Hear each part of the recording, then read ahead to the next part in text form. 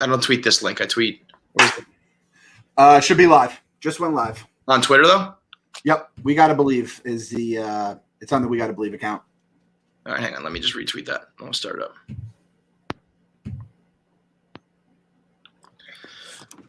One second. Okay. Let all the YouTube people fill in as well. People who go on there. I'll pull up the Coors ad. Another episode of We Gotta Believe, episode 93, Lucky 93. Whoever is alive on the team, we will be covering. We'll be covering also the. Wait a second. Go New York, go New York, go! We are not starting with the miserable Mets right now. The New York Knicks have won their first playoff game in nearly a fucking decade, and we are starting with happiness, Clem. We are going to start at the top. We will end at the bottom talking about the New York Mets, no doubt, because things are bleak and ugly, and we're going to have to maybe start up the console meter. But right now, we're talking Knicks. Because last night was a fucking dogfight, man. I mean, the Garden was so loud. That team looked so dead in the first half. They became an entirely different team in the second half. The bench mob goes off. The Mets and Knicks parallels right now with some of the performances on the bench. That's about the only parallel because one's winning, one's not. But the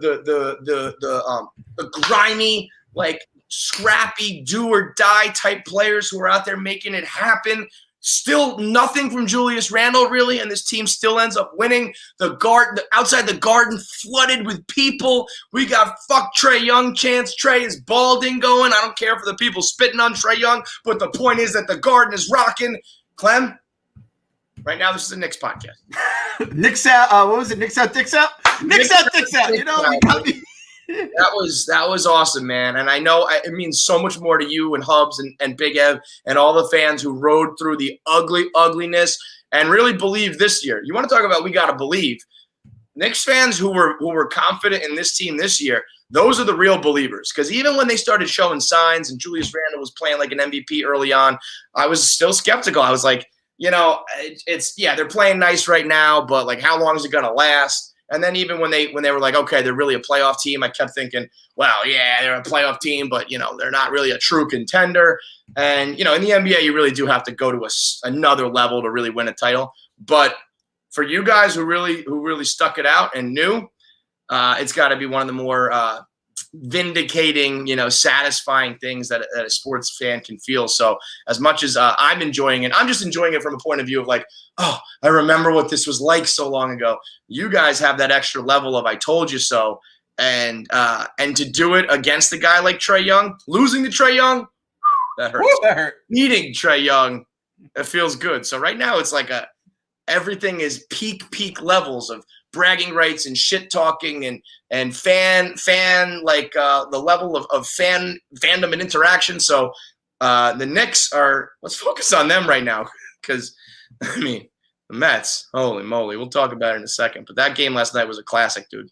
This is the Syracuse Mets podcast. You know, like we're basically talking about the Syracuse Mets and guys that weren't even on like a fucking major league roster, I feel, until recently. That was absolutely incredible Wednesday night. Just hearing the Garden going absolutely crazy. Obi doing Obi shit where he's dunking, he's hitting the fucking skyscraping threes. When Obi took off on the baseline, thinking he was gonna dunk from, I had Bargnani flashes. I was like, okay, settle down, Obi. We gotta come back to earth. But that crowd had everybody juiced. Everybody was looking to like bring the house down. It was loud as shit. But yeah, sorry. Yeah, no, it's like. I am kind of like bummed that this asshole had to spit at Trae Young. I'm still trying to figure it out. I am doing like Jerry Seinfeld, like trying to look at the mask and the angles. Fucking spitting over 50 Cent and Julianne Moore right there. Like it's fucking. That's how you know we're back in like Knicks land. Is when those kind of celebrities. Was that the girl who? Wait, who's? I think he hits the girl who. That's 50s. Yeah, I think that's 50s girl. And then Julianne Moore, the actress, is next to her. And you can see from another angle, she's kind of like backing out. So it's fucking. No way. Wild. That's real bad. Shit, that is real bad. So yeah, say fuck Trae Young. Trae Young is balding. Lame fucking thing. But you could say that. Lame chant. But the spit stuff, that has to stop. going outside, everyone going crazy like we just won the championship. Do that after every fucking home win. I'm 100%. I love that shit. I don't care how lame it is for other teams. Like, this is new for a lot of people right now. And like you said, this is the most fun team probably since like the 90s, right? Or the 99 team. I mean, well, I don't know, because Linsanity was very short, and that Melo team was fun, but it did feel like there was always a limit to it because it was a lot of old guys. You knew Kid wasn't going to be around, and Sheed and all them they had like a kind of a window, and that window was with the Miami Heat's window. I hear you, but I will say this. I think we're forgetting, because the 2013 team, let's just call it the Melo team. The Melo team, because they just lost, they just like limped and went out with a whimper against the Pacers. I think we kind of forget about it. But when that team was cooking, when Novak was doing the double check and Melo was good and everybody was firing on all cylinders, I remember writing blogs being like, when everybody on the court plays up to their potential, they can legitimately run with anybody. Yep. Now, whether or not they would click every night would be the problem. But I do remember thinking, like, this team at their best is just as good as anybody in the East. So I think they were good. But I don't know. There's some reason why, and I think part of it has to do with Melo, where it was like he just seemed destined to never really get over the hump. And I don't know why. I don't know why when we made it back in 2013, it wasn't as much. I mean, they stopped traffic last night, Clem. After the game, 7th Avenue got shut down because the fans were just like, fuck it, we don't care. We're literally partying in the streets. I don't know why this team got that treatment. Maybe it's just because they're so fucking likable. Maybe the guys like Rose and Randall and even like the IQs and the guys who maybe aren't like superstars, but people just love them. You like them? I don't know. But you're right. There's something different that this time around it just feels way more important. It's also because we've all been stuck inside, like horrified, watching a pandemic. New York City was the epicenter for the pandemic, and it just felt so hopeless. And then just for this team to come, and it's been everything we hoped it would be. Like, again, those preseason games, you're seeing quickly hit the shots. Like, fuck, this kid looks pretty good. Yeah. And it just kind of all started rolling. It does. I think that has a lot to do with it. It's kind of like a release from all that kind of shit as well. So, yeah, it's been absolutely awesome. And again, game one also reminded us the other side of being a Knicks fan is when the crowd's there and they're getting everyone fired up, and then it fires up the other team, and then they shove it up your ass and they're shushing the crowd, or they're playing the villain and all that kind of stuff. Right. That's also as much as I wish we just played a first round, tomato can and would just roll. This feels I don't want to put him on this level yet because it's only 2 games, but we know he can ball. We know he's an assassin. It feels a little like, Reggie and Michael and some of the like, true heels that used to come in the Garden, the Alonzos, the Heat guys who would come in, the Hardaways, having a guy to root against. And this is why when I was doing 1 Minute Man, having the argument this week about Bryson versus Brooks, having Bryson, I think, is more important than having a Brooks. Having a heel is a true one is so hard to come by because everybody in sports is the man. Everybody has been the man since they were 12 years old, and they have been the best, and they've been the most beloved. And then you get to the league, and it's just a love fest of which superstar do you like the most. Having a guy who says, like, fuck you, I hate you, it's hard to come by, and it's awesome to have. So as much as you hate right now and he's shoving it up your ass, I mean, dude, if he hits another uncontested floater, I'm going to lose my mind. I'm going to lose my mind. I know it's a very, like, old school basketball thing to say, but, like, somebody fucking foul this dude. Knock him over next time he's in the lane. He's, 5'10". Get out of here. He's a teensy little thing. Knock him around. He's 5'10", and he's, like, not strong or anything, He's like a little – and it was funny, too. Like, you saw the Reggie Bullock. They gave a flagrant for, like, that little shove he had on Hunter. And it's like, that's not even a foul in the 90s. Someone said, let alone a flagrant in the playoffs. But it's a different world now. I say knock him on his ass. You might end up getting, like, suspended for a game. Who knows? But it's got all the makings. And the Hawks aren't exactly a legendary team by any means, but it's got all the makings of a great series because they're so evenly matched, despite being kind of different teams. They're even. I feel like we have a chance of this probably going like 7.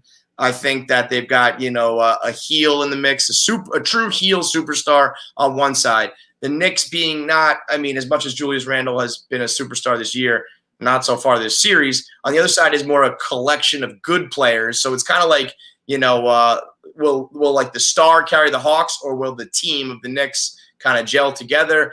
The Knicks being like a, return from the bottom. It has all the storylines right now to be a great first round series. It is funny too, though. It's like, the playoffs feel like there's like a team and a B team thing going on. It's like the Knicks and the Hawks are battling it out for an instant classic to earn the right to eventually absolutely lose to a true contender. So, but you never know. You absolutely never know. So the Knicks right now are where it's at, but this is. And you got to shout out Derrick Rose too.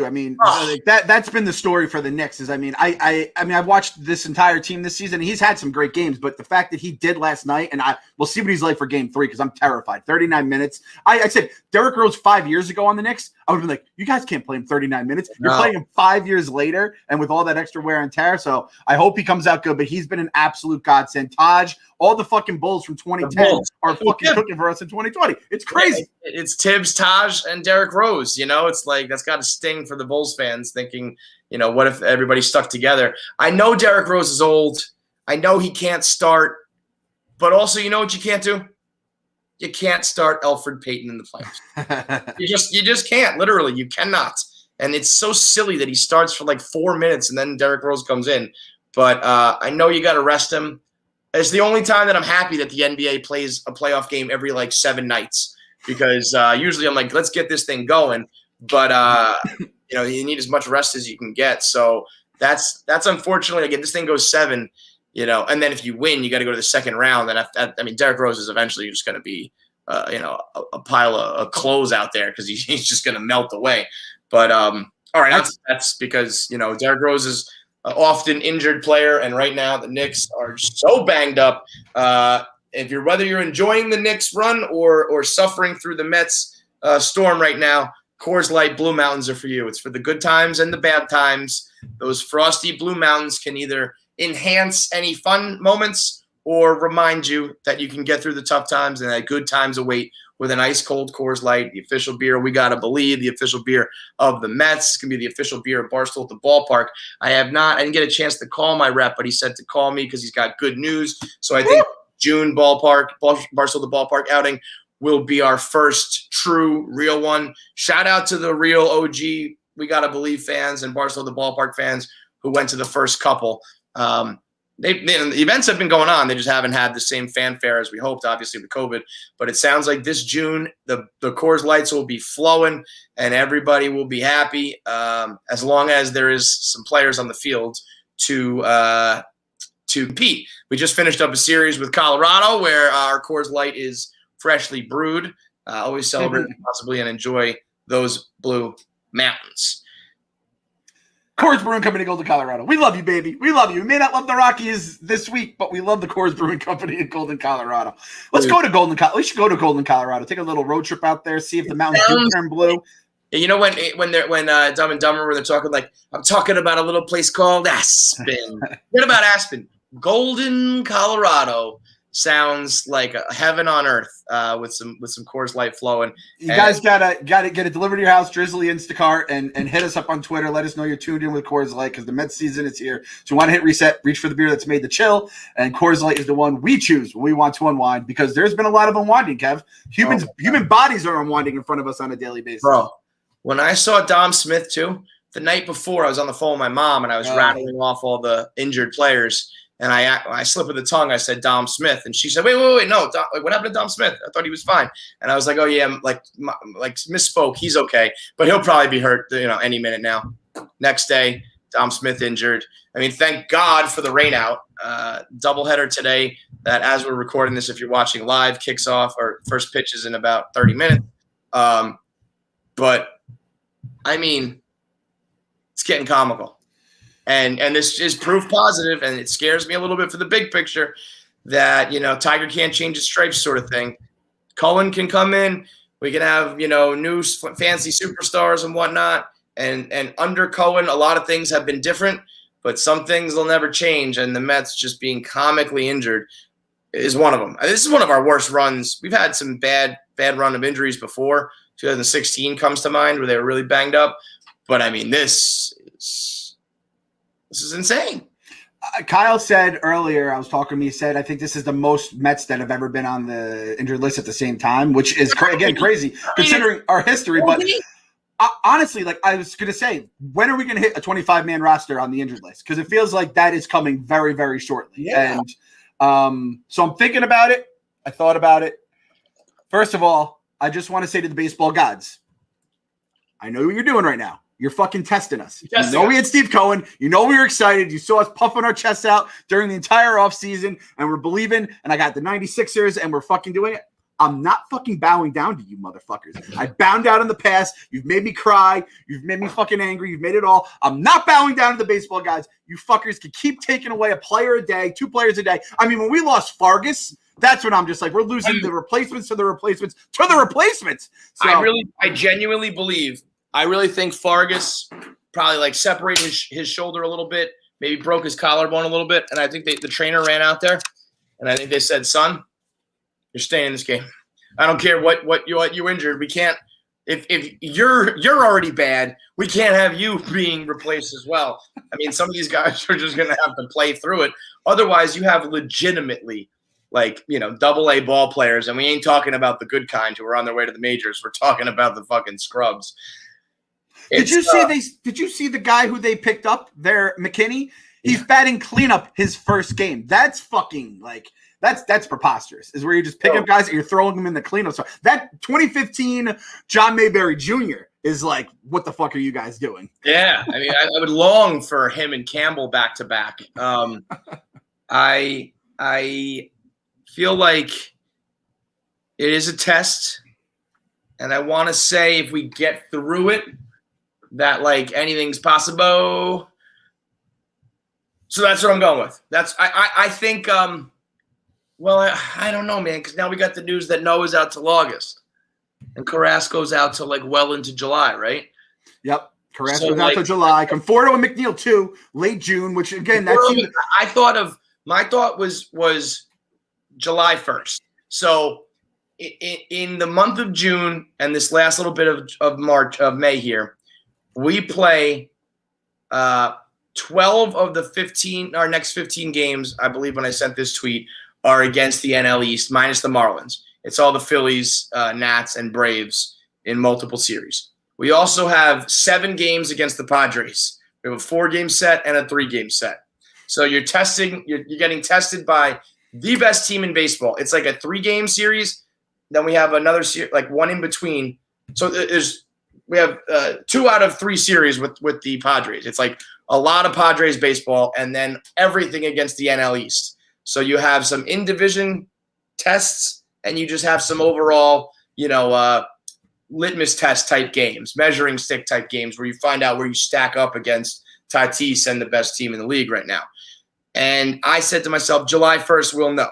July 1st, when we get through this gauntlet, we'll know whether we are healthy and whether or not we have weathered the storm and won some of these games, or if we just get our dicks kicked in. And I feel like by July, it's still so early, but I think you'll know whether this is a consolable team or not after this run. By the way, the console chart is out. I don't know if people did you tweet it out? Is out. It's can you do a screen share here? Let me see. I'll pull up my latest tweet because I just brought out the meter the other day. If you're unfamiliar with the console meter, it is pretty self-explanatory. It is a little stick meter that I will like give you my where the fuck are my I never know how Twitter on the desktop works. Profile. There we go. Let me pull it up. So the console meter it's kind of like a temperature for the Mets where it ranges from no, this team is good all the way to a full blown console decision. And you got it? So yeah, so for people watching on YouTube or Twitter right now, the console meter is actually higher than it was a couple days ago. Yeah. So too early is where I first introduced it at too early, because I was just saying, hey, listen, it's on my mind now, but we're okay. Once I found out that Conforto, McNeil are out till late June, Thor until August, and Carrasco, I'm calling it now. I don't know if we see Carrasco because he just keeps getting pushed. He went from June to July. Now, I could see it being a good old day-to-day, what we used to do with Beltran and Reyes, where it's day-to-day until the season's fucking over. Yep. And then first of all, you got to worry. When these guys say, they'll be back or they're ready in late June, does that mean back on, the big league roster? Or does that mean you start to do your rehab assignments? When you say late August, does that mean that's when you start to throw and you can resume baseball activities, or are you back in the show? Because that's what worries me too, is that these things linger on a few more weeks even after that prognosis. Then you got to worry that not everybody is going to come back gangbusters. Not everybody, maybe they get cooking, but it takes a while, or maybe they don't recover at all. Maybe it's a bad comeback and this season is a wash. And so, I hate to do it because I've been Mr. Positive, but I am always the logical one. I'll never be irrationally positive or negative with this team. I feel like I'm always pretty justified. And a lot of people have been telling me, Frank's been saying this for weeks. Well, when Frank was saying it, it wasn't logical. There was no reason to believe that everybody was going to get injured and that nobody was going to come back in time. I guess, you can say Frank, credit to Frank in the sense that this is the Mets, and so maybe you could see it coming, but I really didn't think there was any rational reason to just say, okay, this, we have one or two players injured. Well, the season's over because everyone's going to follow suit and no one's going to come back. But that's exactly what's happened. So the Kunzel meter is out. I moved it a tick towards Kunzel after the Thor, Conforto, McNeil, and Carrasco news, because that's a lot of fucking news. And then just Dom being out. Alonso's just dinged up, right? That wrist is nothing major. I hope so. Again, that's the thing is you're hearing all these things minor, we're being precautionary, and then the guy gets bumped back. Carrasco's been precautionary. Noah's thing was precautionary. Then it's inflammation in the elbow, and it feels like the please disperse, nothing to see here fucking gif from Naked Gun. That's what it's feeling like there. So you're in orange now for the Kunzel meter. We have a red orange followed by red, which is Kunzel the size. And so we're in fucking the danger zone right now. Just so everyone, if they're not watching this, just to get it in their head. I hate to do it, but at some point my positivity gets, my gut, my heart, the battered fan starts to creep out and say, Kunzel.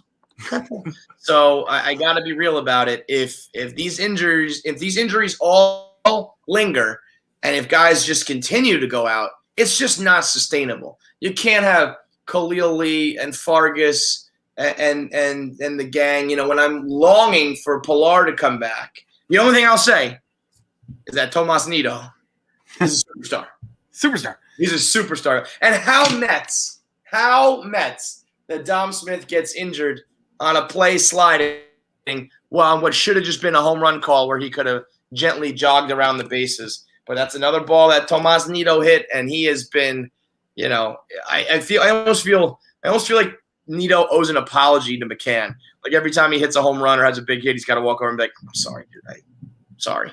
I know this completely comes at your expense, but I got to go do my thing. I'm sorry. And we've been Nido guys for a while now. Remember when that was the deGrom guy, or no one wanted to throw to him because they didn't want to throw to Wilson Ramos, and he would come through. He just never really had the chance to consistently do stuff, and occasionally he would not do much because he's a backup catcher. But no, it feels like he's the truth. I honestly think James McCann, by the end of his contract, might be the third catcher, because this guy Alvarez or whatever in the minors is fucking raking. Lights out. Yeah. And don't forget about Zeke. Don't forget about Zeke. You're fourth catcher. So it's absolutely bananas. And again, like you said, the Mets in these games, if they go down 3-0 early because the pitching, the starters just can't, do whatever, it feels like the game is over on the spot. And the thing is, they're scrappy, and they always feel like they give you a chance 7th, 8th, or 9th where the bases might be loaded, or they'll have the tying run at the plate, which is all I can ask for when it's a completely overmatched team. But it just like this is where it just fucking guts you as a Mets fan dealing with this shit every single night. And to be honest with you, this might end up working out somehow okay because we got the night off with Colorado. Maybe Dom feels a little better, can play in game 2. Again, we're recording this before the game. Then this weekend looks like a fucking washout. So there's a chance some stuff might get pushed around there. Yeah, at least for Kyle down on Long Island, he was saying rain all 3 days. So Friday, Saturday, Sunday. So there's at this point, we're just like, listen, delay as many games. We have Friday, 70% chance of rain. Saturday 80%. Sunday 60%. So yeah, we might get a gift from the gods here and get all these things washed. DeGrom and Strosho pray for rain. That's basically literally what we're doing right now. Pray for rain or some weird ass medical shit. let me say, as bad and as frustrating and upsetting as this injury string has been,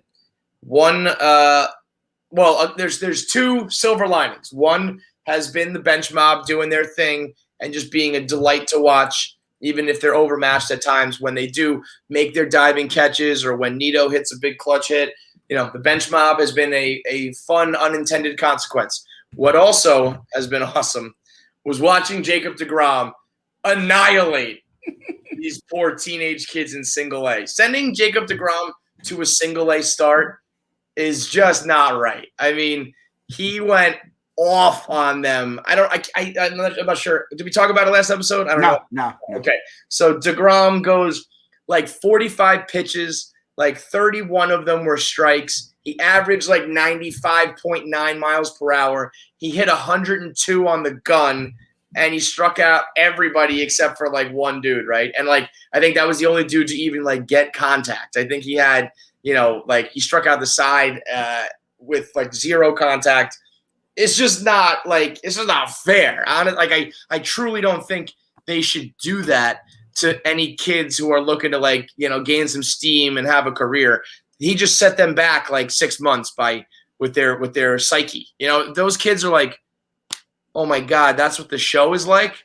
I'm never gonna make it. But rest assured, children, it's not what the show is like. It's another freak show level. So don't worry, man. If you were one of Jake's victims in that rehab start, keep the faith because it ain't like that. It's not like everybody in the league is like that. It's not like anybody else, period, is like that. He is the one.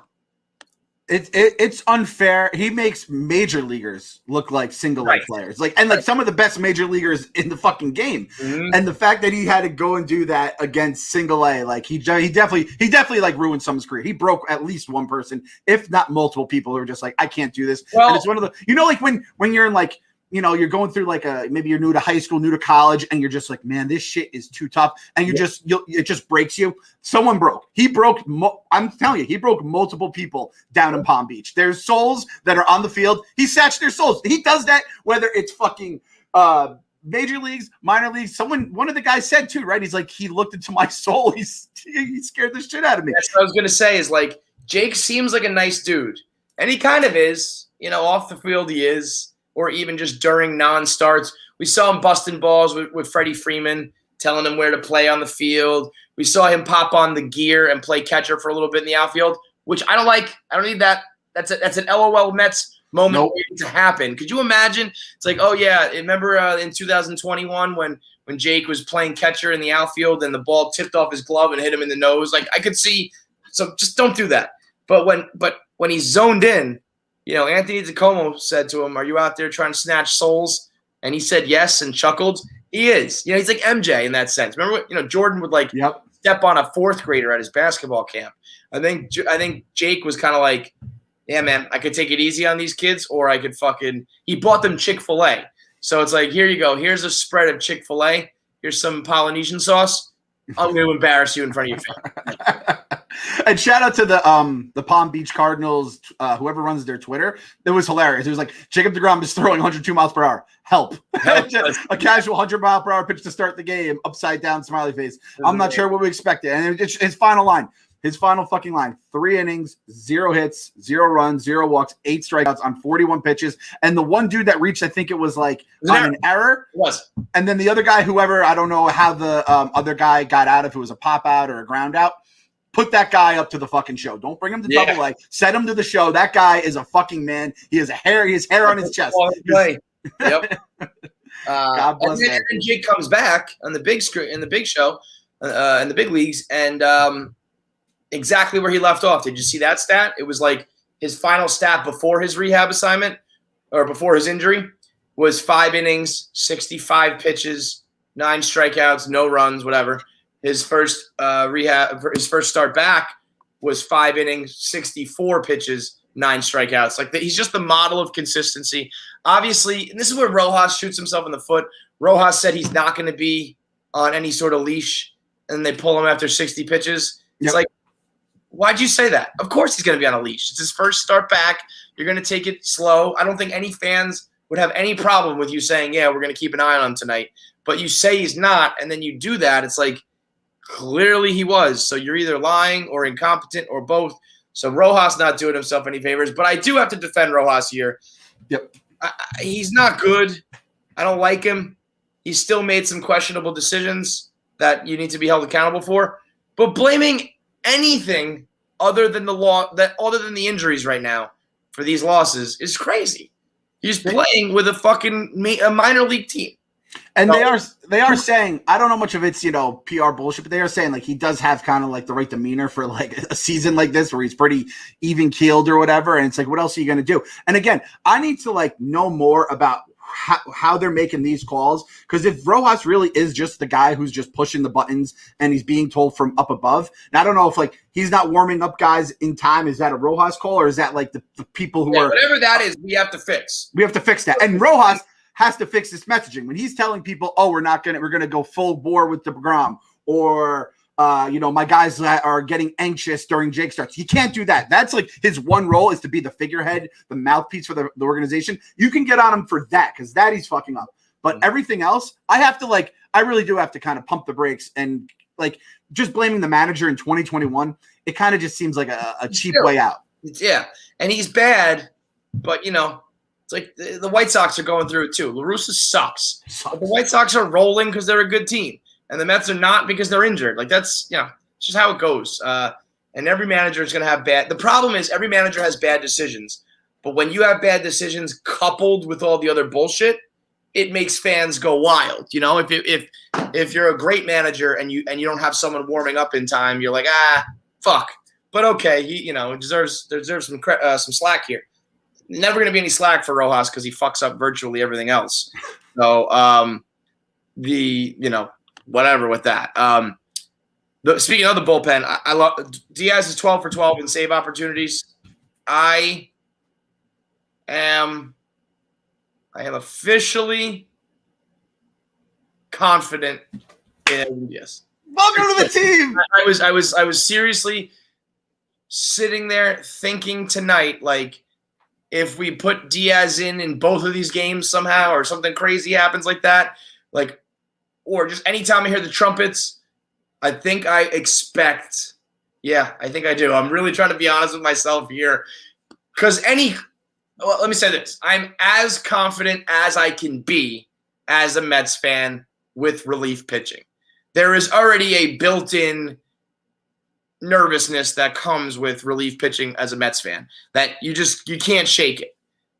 But that has nothing to do with Diaz. That just has to do with years and years and years of this and who we are as Mets fans.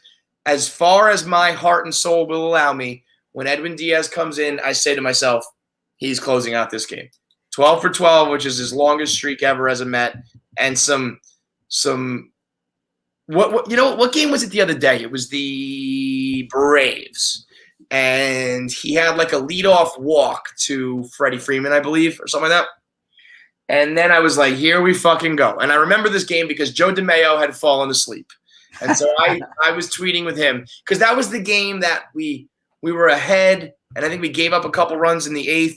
And it was like, here it comes. And it was just one of those games, an old Mets game that we would lose, a Wilpon Mets game that we would have lost. And I said to myself, I got a bad feeling about this one. I just don't know. And I tweeted Joe and I said, I got a bad feeling. Talk me out of it. And then he had a leadoff walk or whatever it was, a 1-out walk. Something bad happened. Walk on 4 pitches, whatever it might have been. And I said, here we go. And then the next batter was Ozuna, and it was a 1-pitch, 1-out situation. And then the next was like 2 pitches, and he swung on a bad ball and just popped it up, and the game was over. And I was just like, wow.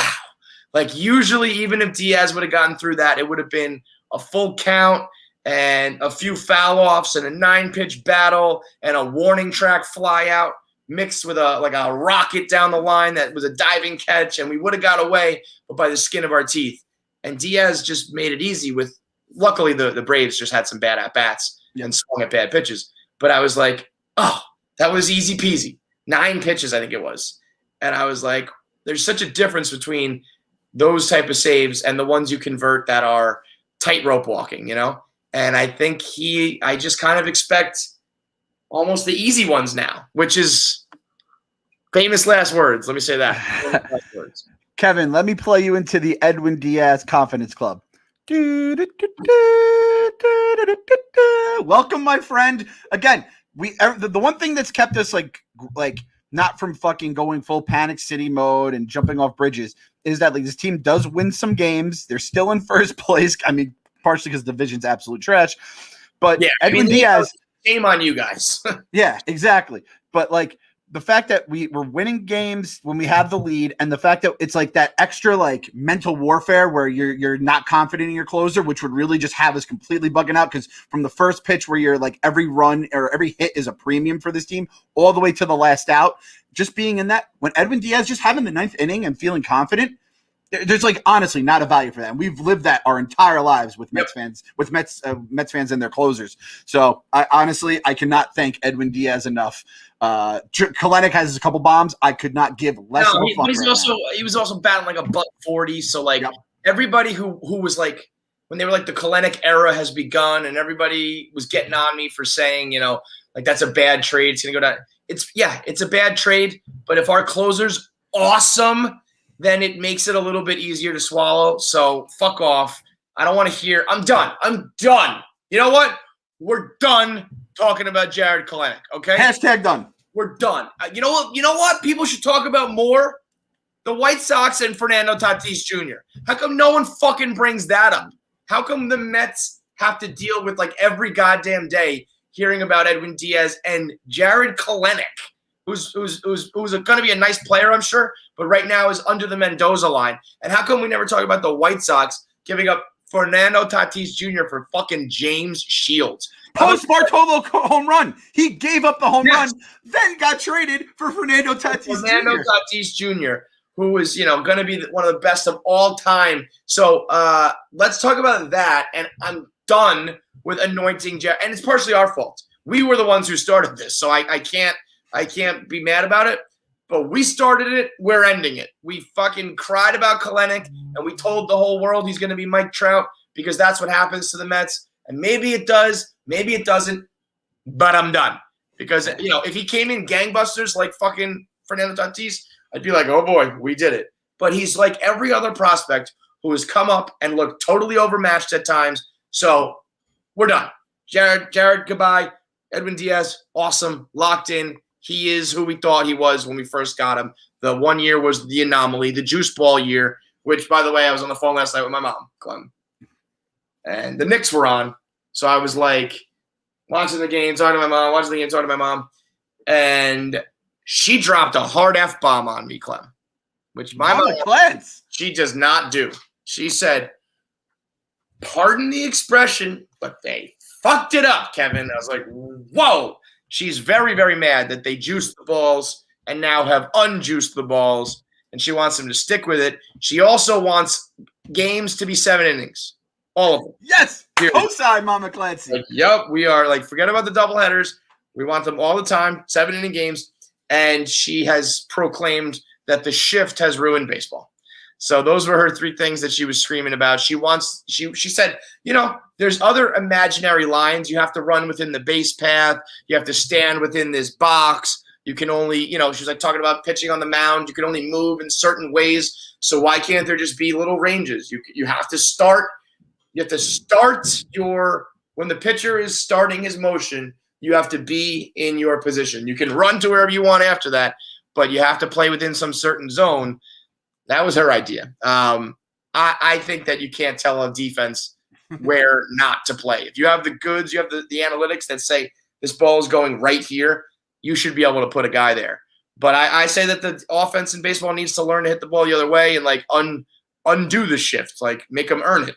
But that was what my mom was saying for the 5 billionth time this year. So Mama's fired up about that one. But the juice balls is what was going to be my point is like they clearly have unjuiced them, and Edwin Diaz was a victim of that, probably more so than anybody that year. And this year, back to normal, I think he's awesome again. So you hate to like blame that, but I really think in Diaz's case, there's a reason why he gave up like more home runs than any reliever like ever has. Yeah, and they said like the slider with the way the seams were, he couldn't really get his slider to move like it did. So whatever, it's so baseball too that they like they just adjust it on the fly. You know what I mean? Like usually you should be doing stuff and then like testing it on the minors. Nope, they just let it roll in the majors. It fucking completely fucks up their game. It's just as bad as like basically the steroids, right? It's like if you change the ball and then those numbers go on the record books just like the steroid era. So maybe we shouldn't like vote for people that had the juice ball, like hitting that up. It's fucking ridiculous, right? So I'm with you, Mama Clance. They fucked it up. I don't understand. Why can't they just find a middle ground? They juiced them too much. Now they've unjuiced them. And if they can't, for the good of, like, I understand that pitchers are mad when the balls are juiced. Hitters are mad when they're completely deadened. Fans want to see more home runs, but just do it somewhere in the middle for my goddamn psyche. I'm going to lose my mind otherwise, and that's why they either find a middle ground with the balls or I got to go to BetterHelp. BetterHelp is the online therapy service where you don't have to go see a doctor face-to-face. You can just call them up. You can do a video chat like we're doing right now, or you can even just text. You could have your therapist on text. I had a big argument with Feidelberg on KFC Radio today. Where do you stand, Clem, on the voice texts where I can just hold the button, talk to you, and send it? I feel like that's kind of the opposite version of the baseballs where it's like that's the middle ground. I don't like that middle ground though. I like it either you're calling me on the phone or you're texting me. That seems like the right solution. It's not. You're on the wrong side of history, Clem. This is going to be what's next. I feel like people didn't want to text at first either. Probably right. And FaceTime was too weird, and that's coming around. Voice text is coming back because it's like a phone call, except you get to control. Like if I called you up and I was like, yo, man, you see the Mets game? What do you think about that? And then you gave me your answer, and you were like, and by the way, let me tell you what happened at work the other day. And it's like, oh, fuck. I didn't want to talk about all that. I just wanted to talk about this. So you could just deliver your 1 point and keep the conversation on track. I bet you could even do voice text with BetterHelp because they do every single way you can interact with a doctor. They got you covered. So go to betterhelp.com, BetterHelp.com. Use promo code BELIEVE, I would imagine. No, it's betterhelp.com/Clem. And you get 10 CLEM. You get your 10% off your first month. BetterHelp.com/CLEM.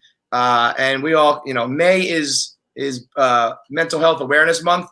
For the Mets, it's June. June is Mental Health Awareness Month because June is always our bugaboo. So use that this month for 10% off. June is going to be it, Clem. That's going to be our gauntlet, man. I don't know. You're right. I mean, that's going to be our July 1st is probably too early for a team this talented. In years gone by, I would have said by July I'll tell you whether this team's in or out. Baseball is still you could basically still have a monster second half and get right back in it. But I think July will let us know whether a comeback is even possible. It's either A, comeback's not needed because somehow they miraculously got through it. B, they perform so shitty that they're out of it and we're like, oh my God, this team, they can't even come back. Or a middle ground like the balls. I think that we're going to struggle. I think what's going to happen is we will struggle, but we will say they still play, like there's still some bright spots. And if these guys do get healthy, they will be able to like get back in it with a good second half or an acquisition or a trade or something. Yeah, that's the one thing about these injuries is that you're going to feel like, all right, we're getting this guy. It's like getting Pete Alonso at the deadline. It's like getting Jeff McNeil and Michael Conforto and all that. You'll be able to trick your brain into that kind of stuff. I've already done that. I'm already like, we're acquiring a whole new team. and these are the guys that couldn't hit in the first month, right? But it's like, and that's the thing. Yeah, that's the thing with Frank, too. It's like, Frank, now you have a reason to complain about shit, but it's about injury, so you really can't complain. When the team is full and, like, healthy, you could say, like, all right, they're sucking now, but they will perform. But James McCann, I don't even know what we're going to do with James McCann. He's playing first base. He's actually, like, better as a first baseman now. First ball he ever fielded in his web gem career was that web gem. The first ball ever in, like, I want to say that Tacoma said it was the first ball he ever fielded at first. I don't know if that's including, Little League, but certainly on a professional level, he ranged. I mean, that ball was almost in the hole for a second baseman. It was insanity. It was nuts. And so this is my idea of how to fix Francisco Lindor. And I know this is going to come at a very is a wild time to be thinking of this kind of solution, but I think it kind of works. Put him on the injured list. I mean, they always used to say, like, sneak the guy on there and let him work his shit out. You could be like Francisco Lindor, headache, injured list, 10 days, and no one in the front office in the baseball is going to be like, that's not real. It's like, no, trust me. He's fine. Fucking shave his head while he's down on the injured list. Fucking work things out. He's batting 190, 185, not even 195. So it's like he's, the defense, I'm sure we can find a middle infielder who can give us a relatively even defense for a relatively even bat at this point, and just fucking let him sit on the bench, get his fucking mind right, because we need him to carry us once he comes back. I've been saying that for a while, but I asked a couple weeks ago, like, what are the rules with? Do you have to prove someone's injured with a scan or an X-ray or a doctor's note? How do you get someone on the IL? Because I was kind of joking when I said that, like, last week. I'm dead ass serious now. He needs a break. Like, he can't just keep doing this because A, it's not working. He's just digging himself deeper. And B, it will get so deep that he's going to start thinking to himself, like, I could go 100 for my next 100 and I'm still going to be batting, 190. Like, he's also going to be in dangerous territory. Because here's what happened to me. I almost sent the tweet saying, I feel bad for the guy on a human level. I'm beyond frustrated. I'm beyond anger. I just feel bad for him. But I didn't send it because I honestly don't feel that way yet because he seems all right. Positive. Happy. Like when Chris Davis was going through his infamous 0 for 80, remember that? He looked like he was down bad. Like he looked like a broken man. And I remember being like, dude, I don't care how much his contract is. Because everyone always says, I don't feel bad for him. He's a millionaire. Money is all relative in every profession and certainly in professional sports. Within that realm, they're all making money. So you put that aside. Now it's about who's performing and winning and doing their thing. So, if I'm not saying I feel worse for him than the people in the Middle East. I'm just saying within baseball right now, I feel bad. But Lindor is still such a positive, happy, cheery dude that it doesn't look like he's upset. And that's where we know you get the Frank the Tanks of the world. He's laughing. He's smiling. And I'm just saying all of that pretty much is irrational. You shouldn't have to walk around looking goddamn suicidal for fans to think that you're not upset about batting below 200. But he is he's so specifically of a guy, like, so excitable, and the hair and the persona that, like, if you're batting 180 come July and you're still like, hey, I'm Mr. Smiles, you're gonna hear it. You're gonna hear it. So as Citi Field gets more and more people into who are more and more sick of the shit, and we still have like half the lineup's bench mob, the other half is AAA, and then we have the two guys who stay healthy are the guys who absolutely fucking suck and are under the Mendoza line. You're gonna start hearing a lot more boos. It's just how it's gonna go, and then it could end up fucking his performance. That's why I do not believe in booing your own guy unless it's for like a lack of effort or he's just an asshole who doesn't care. But this guy clearly cares, even if he's smiling. So yeah, no, I'm 100. And listen, you can't discount this either. And I will go to my grave saying this. I know Skinny Familia has shedding the pounds has helped him. I'm telling you, he fucking coaches up Familia because you can tell Familia's different when Lindor is coaching him up, and the ball always goes right to Lindor when they fucking. This is gonna be crazy. I think that Familia performs better when someone's on second because he comes set and he checks the runner and he looks over and Lindor's there and he's like, "Yo, baby, you're all good. You're all good. We got this. It's all set." And he comes back to the plate, delivers. And so those are the things that go on behind the scenes that you might not realize. That's where people keep saying, McCann is beloved by his staff and all that. I'm like, listen, McCann's got to throw out like 5 runners a game and get a couple perfect games under his belt for me to like look the other way on his hitting. Yeah. But if these guys really are that important off the field, behind the scenes in the locker room, then if that's the case, then motherfuckers got to speak up and say that. Let us know. I want all the players to be like, dude, without James McCann, we would be fucked. Because then then we'll give him some slack. But right now, those guys both, and the big free agent acquisitions or trades in Lindor's case, but one's making 40, one's making 340, and so relative to their money, they're both getting criticized, and I think it's very, very fair. I mean, I said this to start the season. It's like they did this to Beltran, they did this to Piazza, they did this to Johan, and all those guys struggled. And you look at their struggles. I mean, Beltran was batting like 250. Piazza was batting 340, and we booed him. Johan was pitching like quality starts. And what really scared me, they put up the graphic the other day. I don't even want to say this, man. I can't believe it. But like, he is way worse than Robbie Alomar was. Yeah. I thought that. Number 12 from the Indians. I thought the same thing up the middle. Yep. Yeah, he's under 200. Like, there's nobody he's not worse than. Because, I mean, it's not that he's playing bad. It's that he's playing like unplayable at the plate. Like, if this was another guy, he'd be benched. If this was a new kid, he'd be sent down. It's like, it's bad, man. I don't know what to say about it anymore. It's like, I kept thinking to myself, he's a superstar. He's got to click. He's got to bounce out, snap out of it. Hey, what if he just doesn't?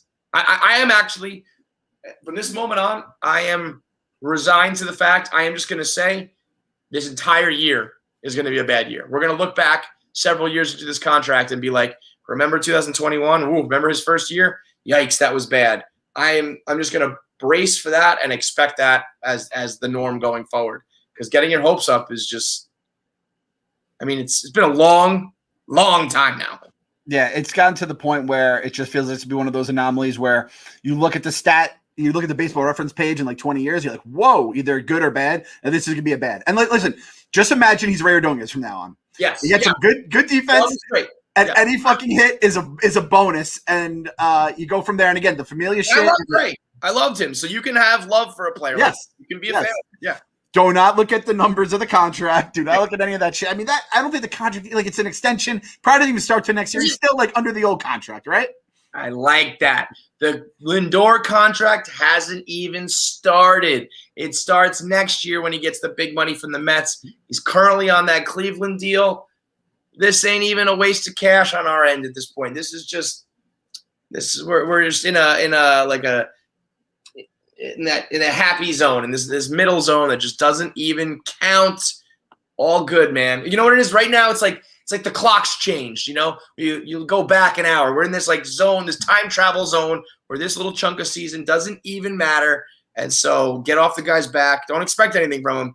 But no big deal. This is nothing even to get upset about. And I have an idea. While we're coming up with ideas, I have an idea of how to flip the juju of this injury bug. Because again, Noah out till August. Noah out till August. If he comes back, right? Because at some point they might just shut him down, depending on how our season goes or what happens with him along the way. He's going to be a free agent. I guess he could bring him back on a year. I don't think anyone's going to give him a big deal anyway. I mean, that's the thing. Is like, it's like, don't rush. You don't want to get hurt. But he's like, if I don't perform, like, best case scenario for him is he gets pushed back, comes in September, and it's lights out and throws like 101, and people are like, oh, okay, he's worth the money. But right now, he's not going to get that big contract he's looking for without performing. Yep. So, yeah, he's in a weird spot where it's like don't risk injury because you don't want to lose your big contract. But also, if you don't perform, you're not going to get your big contract. He might end up in a Stroman situation.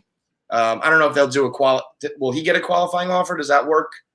I don't really know when you get qualifying offers and when you don't.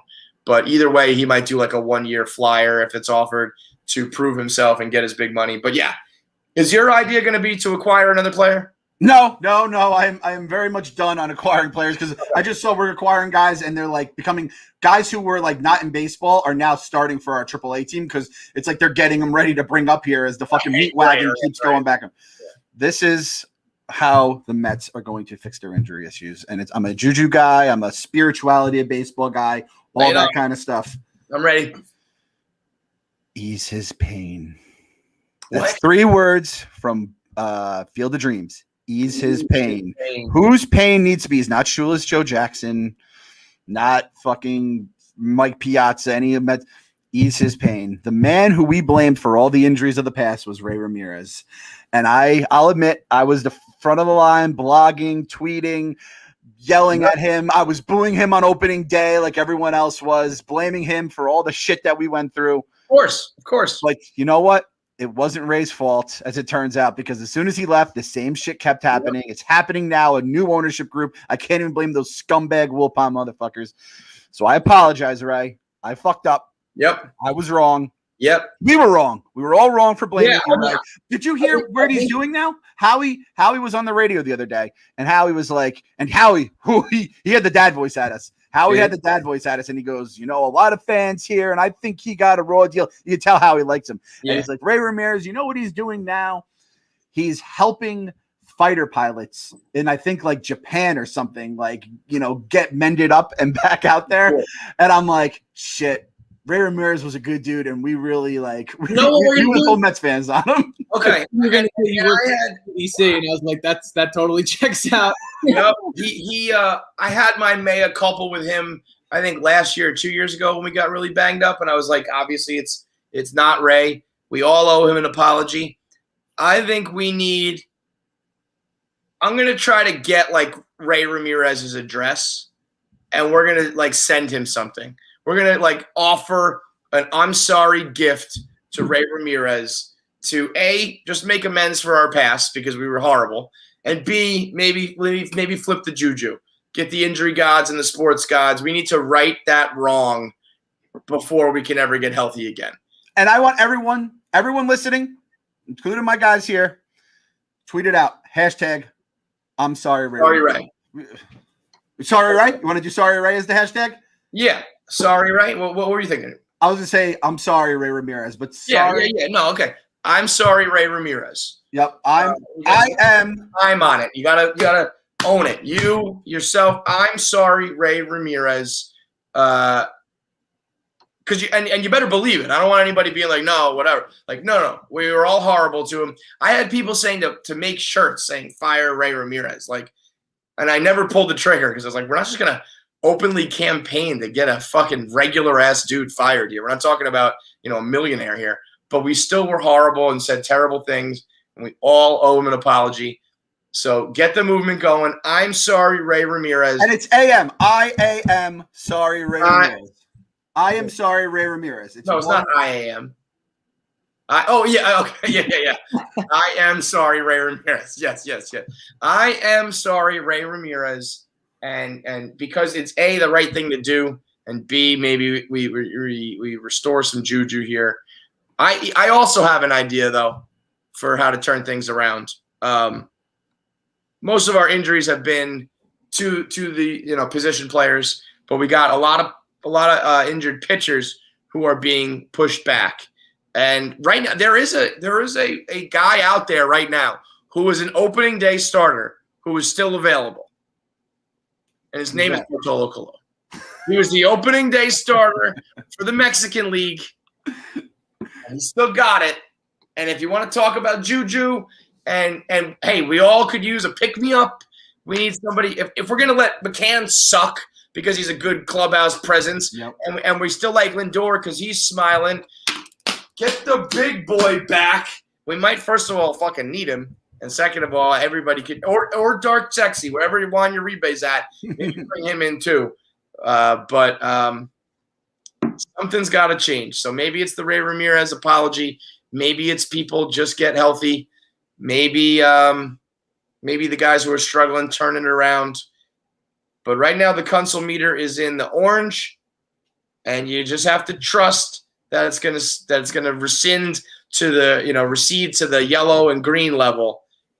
And the only reason that I say that is because you got to believe. Gotta believe.